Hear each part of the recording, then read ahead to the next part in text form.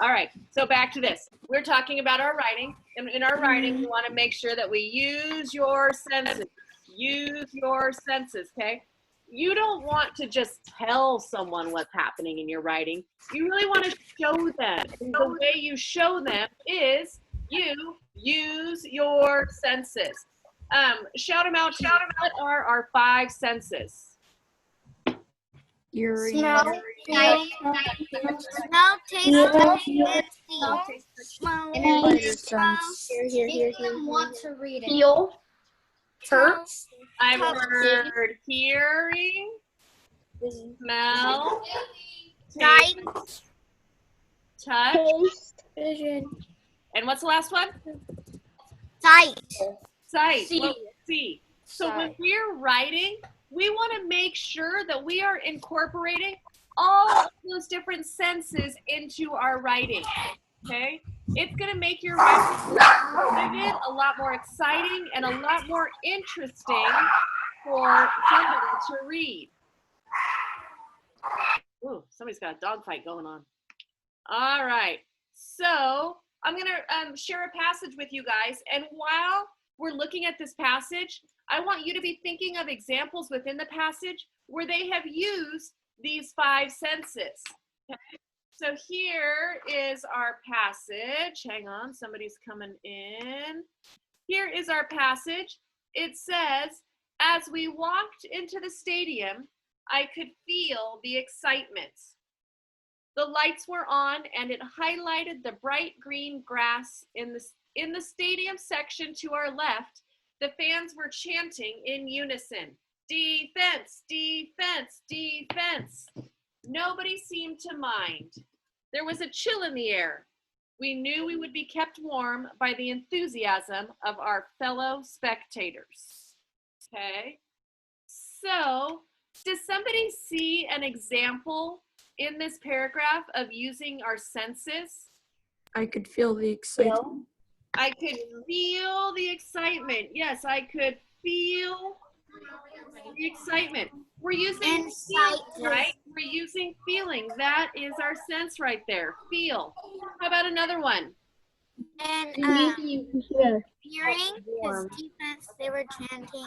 Yep, the fans were chanting. Where's that? Fans were chanting.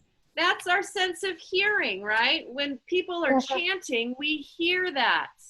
What other senses do you see or do you hear? Sight, because it said the bright green grass and the lights were on. Yeah, so the lights, lights, they highlighted the bright green grass. Yes, that is our seeing. That is our sense of sight. There was a chill in the air. Ooh, what's that one? Another feel one. A chill in the air. Yes, that's another feel. Is there any taste in this one? No. No, you can't always use all your senses, but they might have been able to, right? If they're going into a stadium, maybe they could, taste the mustard dripping off of their hot dog or something. I don't know. But in this passage, they didn't use the sense of taste. So instead of just saying, oh, we went to the game, we walked to the stadium, they really described what it was like when they walked in the stadium. I got the mind picture. I could see the lights turn down. I could see that green grass. I could hear the fans chanting, and I could feel that chill in the air, okay? So when we're doing our writing, instead of just saying, we went to the football game, right? Boring.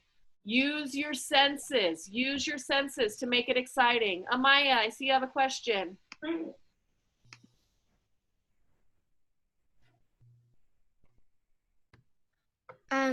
Sorry, that was for something else.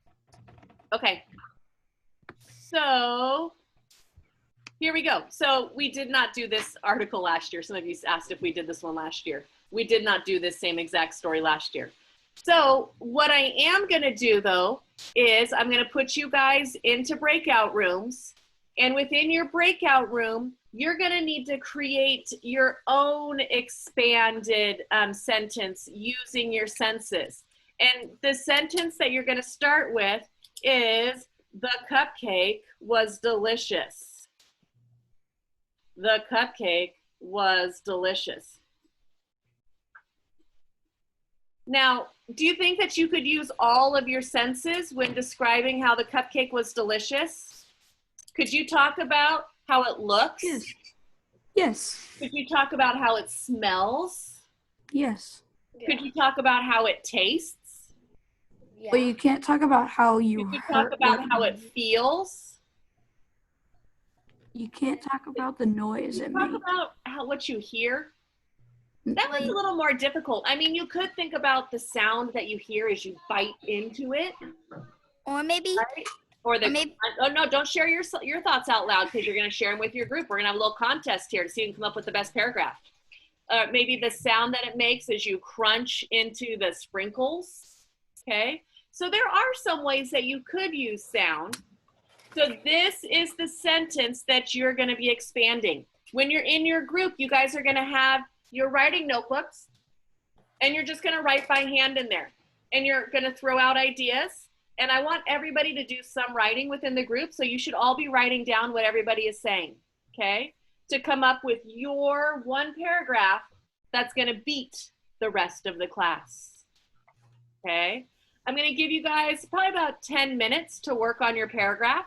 If you finish early, you can work on your benchmark if you need to. If you're finished with benchmark, you can work on one of the other independent activities. But I really want to see a good quality paragraph about the cupcake was delicious. And you're also going to need to choose one person within your group who's going to read your paragraph out loud to the rest of the class. Okay, so when I'm bebopping into your rooms, that's what I'm going to be asking. Who's sharing the paragraph? Because everyone should be writing, so everyone should be able to have it down. But who in your group is going to share? So figure that part out first, because I'm going to want to know when I come to your group.